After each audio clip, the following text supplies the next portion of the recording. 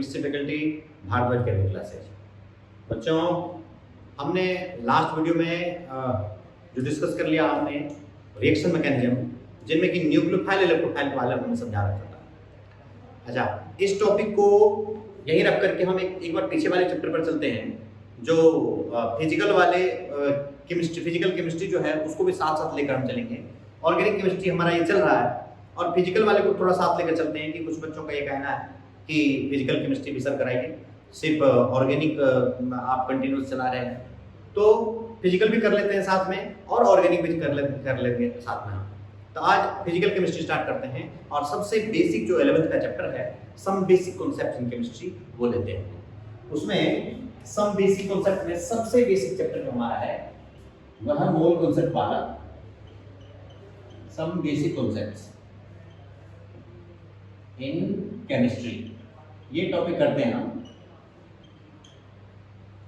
तो जरा ये देखिए, इसमें भी क्या होता है कि जब मोल कॉन्सेप्ट स्टार्ट होता है और जब मोल कॉन्सेप्ट का क्वेश्चन आता है तो मोस्टली बच्चों में प्रॉब्लम हो जाती है क्वेश्चन को सॉल्व करने कि फाइनल क्वेश्चन जो सॉल्व करना है उसमें कहीं ना कहीं दिक्कत आना शुरू हो जाता है। दिक्कत किस पोर्शन पे आता है? दिक्कत आता है कि पहले एटम और molecule, ions, electron, proton, neutron, इन्हीं में कंफ्यूजन होना शुरू हो जाता है। तो मैं सोच रहा था इस टॉपिक को एकदम क्लियर वे में मैं आपको बता दूं ताकि आगे के टॉपिक में कहीं भी प्रॉब्लम आपको ना हो। तो जरा ये देखिए, सबसे बेसिक चीज कि हम मैटर को क्लासिफाई करते हैं दो पार्ट में on the basis of composition. ऐसे मैटर का क्लासिफिकेशन होता है फिजिकल स्टेट के बेसिस पर, सॉलिड, लिक्विड, गैस, लेकिन मैटर का क्लासिफिकेशन हम लोग कंपोजिशन के बेसिस पर कर रहे हैं, जिनमें की होता है दो पार्ट। एक होता है प्योर सब्सटेंस और दूसरा होता है मिक्सचर। प्योर सब्सटेंस का फर्दर क्लासिफिकेशन होता है, प्योर सब्सटेंस को फर्दर क्लासिफाई करते हैं एलिमेंट्स में और कंपाउंड्स में। एलिमेंट्स है और कंपाउंड्स है। और फिर मिक्सचर को दो पार्ट में हम क्लासिफाई करते हैं, एक होता है होमोजेनियस मिक्सचर और दूसरा होता है हेट्रोजेनियस मिक्सचर। होमोजेनियस और हेट्रोजेनियस ये होता है। अब आता है ये प्योर सब्सटेंस वाले पार्ट, इसका क्लासिफिकेशन और इसके एक्सप्लेनेशन ये क्या है। बेसिकली प्योर सब्सटेंस तो वैसे ही आपको वर्ड ही बता रहा है, इसमें कोई अदर इंप्योरिटी नहीं होगी, कोई अदर मिक्सचर नहीं होगा, ये अकेला एक सब्सटेंस होगा, प्योर सब्सटेंस होगा। प्योर सब्सटेंस में क्या क्या आ गया? एलिमेंट्स हो गया और कंपाउंड्स हो गया। एलिमेंट्स क्या होता है, कंपाउंड्स क्या होता है? एलिमेंट्स वो होता है जिसमें सिर्फ एक टाइप के पार्टिकल कंबाइन कर रखा हो या कंबाइन नहीं भी कर रखा हो। जिसमें सिर्फ एक टाइप के पार्टिकल प्रेजेंट हो वो एलिमेंट होता है, और जिसमें एक से ज्यादा टाइप ऑफ पार्टिकल किसी सर्टेन रेशियो में एक दूसरे से कंबाइन है वो कंपाउंड होता है। एक से ज्यादा टाइप के पार्टिकल, इस बात का जरा ध्यान रखें आप, एक टाइप का पार्टिकल और एक से ज्यादा टाइप का पार्टिकल। अब इसमें क्या होता है कि एलिमेंट्स को अगर फर्दर क्लासिफाई करते हैं तो जैसे कि एलिमेंट्स के अंदर आ जाता है हमारा, एक होता है mono atomic element.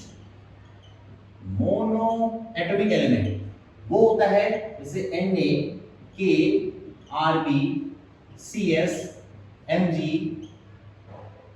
Ca etcetera, ये सारे एलिमेंट्स हो गए। इस तरह के एलिमेंट्स ये मोनो एटॉमिक एलिमेंट है। मोनो एटॉमिक एलिमेंट का एटॉमिसिटी कितना होता है? मोनो एटॉमिक एलिमेंट का एटॉमिसिटी 1 होता है। कहने का मतलब ये हुआ कि ये सारे एलिमेंट्स होता है सिंगल एटॉमिक फॉर्म में अवेलेबल होता है, अकेला एग्जिस्ट कर सकता है। तो इस तरह का एटम हमारा मोनो एटॉमिक एलिमेंट है। तो इन सब का एटॉमिसिटी कितना है? इन सब का एटॉमिसिटी जो होता है 1 होता है। और ये सब कौन से फॉर्म में है? पूछा जाएगा ये कौन से फॉर्म में है, एटॉमिक फॉर्म में है या मॉलिक्यूलर फॉर्म में है? तो ये क्या होता है? एटॉमिक फॉर्म में होता है। ये होता है एटॉमिक फॉर्म। उसी तरह से सेकंड होता है डायएटॉमिक एलिमेंट।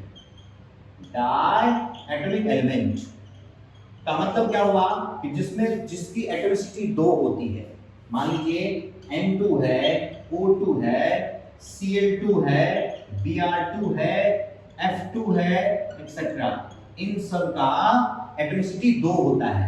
एटॉमिसिटी 2 होने का मतलब क्या हुआ कि जब दो एटम आपस में केमिकल बॉन्ड के थ्रू जुड़ जाएगा तो दोनों मिलकर के एक मॉलिक्यूल का फॉर्मेशन कर लेगा, और जब मॉलिक्यूल का फॉर्मेशन कर लिया तो इसमें जो था उसको वो एटॉमिक फॉर्म्स को नहीं कहा जाएगा, फिर उसको हम क्या कहेंगे, मॉलिक्यूलर फॉर्म कहेंगे।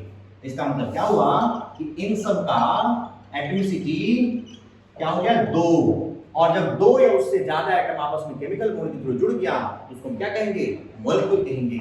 इसका मतलब क्या है, ये मॉलिक्यूलर फॉर्म होता है, ये होता है मॉलिक्यूलर फॉर्म।